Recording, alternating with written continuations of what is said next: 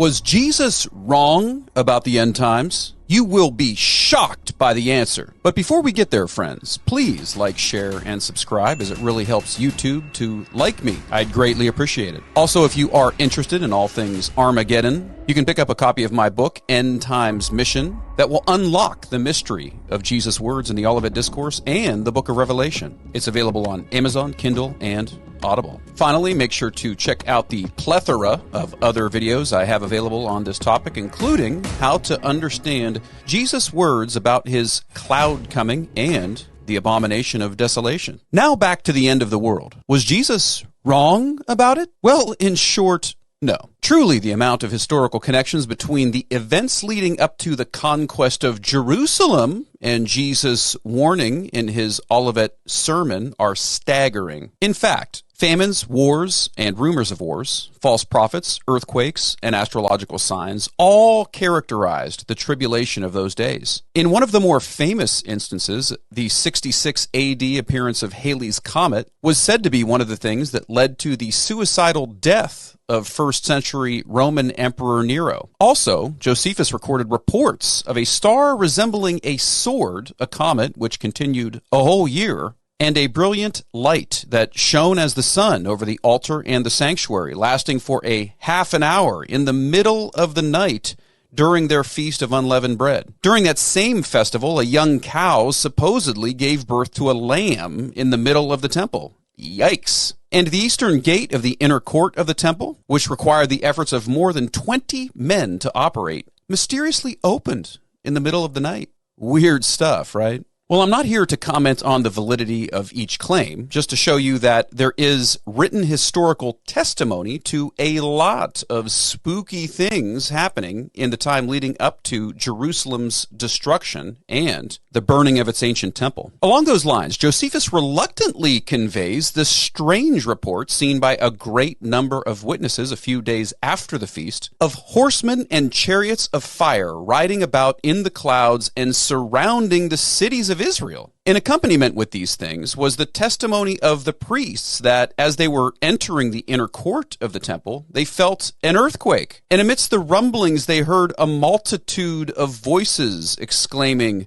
"Let us remove from here." According to Josephus, foolish people saw these things as a good sign, but those who were more wise and learned saw them as ominous warnings foreshadowing the terrible judgments about to come upon the city. In regard to their persistence in following the messages of false prophets, Josephus also explained, "Thus were the miserable people, the Jews, persuaded by these deceivers," or false Christs, "and such as belied God himself, while they did not attend nor give credit to the signs that were so evident, and did so plainly foretell their future desolation, but like men infatuated, without either eyes to see or minds to consider, did not regard the denunciations that God made to them." Josephus, in fact, records the emergence of many false prophets in Israel during that time. He also describes in horrific detail the famine that gripped Jerusalem as the soldiers blockaded the city, and the barbarity with which the Jews turned on and killed one another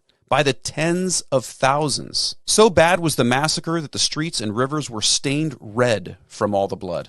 Yet perhaps the single most disturbing episode in all of Josephus' writings came in his account of a woman mad from the effects of starvation, who cooked and consumed her own newborn child, still nursing from her breasts. When the Jewish insurgents, who had already pillaged her possessions several times over, smelled the scent of cooking flesh, they approached her so as to seize her stock of food. In a maddened state, she delightfully offered them the other half of her child to eat, which she had kept for later. At which point, the group of murderous thugs turned away in horror from what they had seen. Wow, does this remind me of the warning Jesus gave. How dreadful it will be in those days for pregnant women and nursing mothers. How unfortunately true Jesus' warning was that this generation will not pass away until all of these things take place. In fact, the Olivet Discourse, as recorded in Matthew 24, Mark 13, and Luke 21, is a pivotal passage in understanding Jesus' prophetic ministry. All I'm saying is that while interpretations vary, a compelling case can be made that its primary focus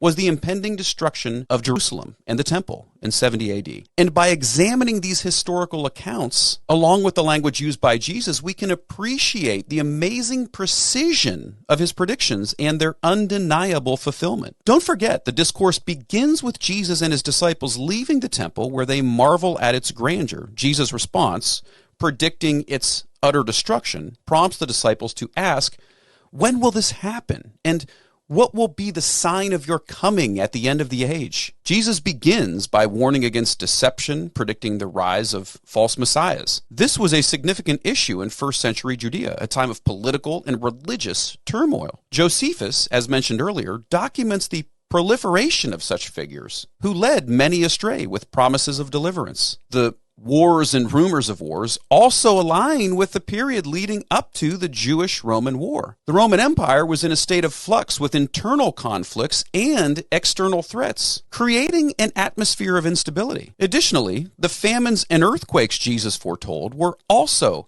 characteristic of this period. Historical records indicate several instances of widespread famine and seismic activity, and the mention of these events is not a general prediction of hardship, but a specific indicator of the nearness of impending judgment on Jerusalem. And the phrase, the beginnings of birth pains, from Matthew 24:8 suggests a period of increasing intensity leading to a climactic event. This accurately reflects the escalating tensions between the Jews and Romans, culminating in the outbreak of war. The persecution of Jesus' followers, as mentioned in Matthew 24:9, also aligns with the historical record. Early Christians faced significant oppositions, both from Jewish and Roman authorities. Therefore, Jesus' warning to flee to the mountains was a practical instruction for those living in Judea. The rapid advance of the Roman armies would have made escape difficult, highlighting the severity of the tribulation described as unequaled from the beginning of the world until now, is consistent with the horrific accounts of the siege of Jerusalem. Josephus' detailed descriptions of the suffering, including famine, violence, and cannibalism,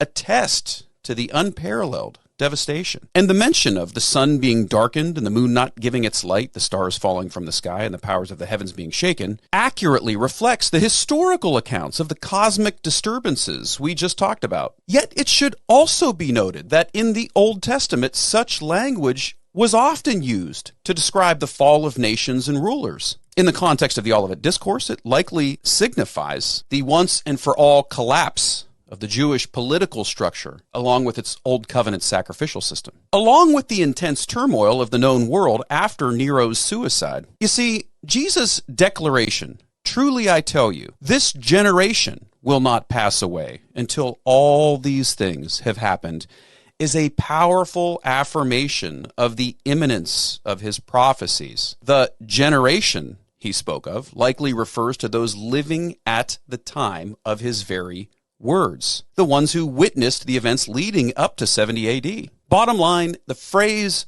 all these things, refers to the events described in the preceding verses, culminating in the destruction of Jerusalem. And Josephus' Jewish war provides invaluable historical context, corroborating many of Jesus' predictions. His accounts of military conquest, famines, internal strife, supernatural phenomena, and other things reveal the likely probability that the Olivet Discourse was primarily focused on the events of 70 AD. Will Jesus return bodily one day?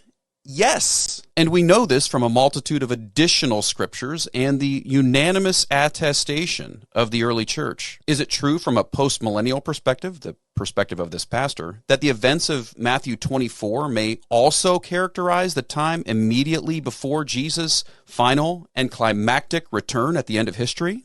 Absolutely. Since we know that Satan will be unbound for a short time to deceive the nations once again. However, seeing the incredible historical accuracy of Jesus' claims as they coincide with the fall of Jerusalem is essential as a foundation of better biblical interpretation. This can only help us better understand the reality of his eventual return one day. Hey, that's all I have for today, friends, and in my next video, I'll look at the end times sign of global gospel proclamation. What did the authors of the Bible mean by that. Until then, please like, share, and subscribe. And as always, it was great to gospel with you.